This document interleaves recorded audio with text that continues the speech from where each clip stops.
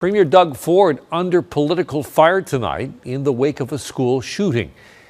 Everyone is condemning the attack, but the premier is being called out for some of the language that he used talking about it. And Sean O'Shea is live with more. Sean. Alan, the premier under fire today for comments he made earlier, appearing to blame immigrants for a shooting at a Jewish school in Toronto last weekend. Even though there is no suspect at this point, police don't typically report on the immigration or citizenship status of a suspect or a victim, and there's no evidence to suggest that the person responsible was an immigrant.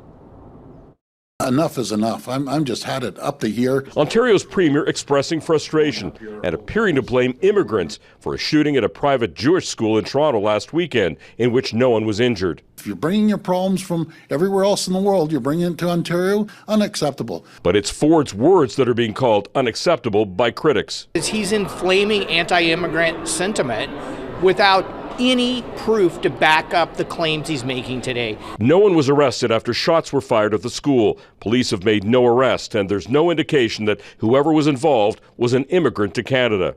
Fighting anti-Semitism with more hate, that's not a solution at all. But Ford didn't stop there. I got an idea. Before you plan on moving to Canada, don't come to Canada if you're going to start terrorizing neighborhoods like this. Simple as that. It's dangerous.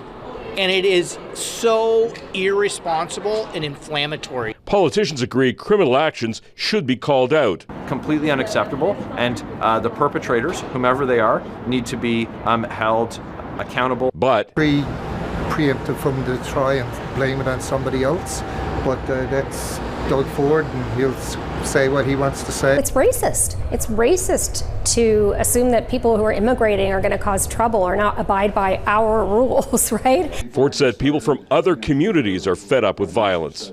They aren't used to this happening here in Ontario. I'm done with this stuff. Now, around 3:30, Ford went on social media, apparently trying to clarify those remarks, talking about the fact that he thought that they were intended to try to point out that there's more that unites us than divides us. That's essentially what he said. No retraction and no apology, something his critics have been calling for all day. Alan?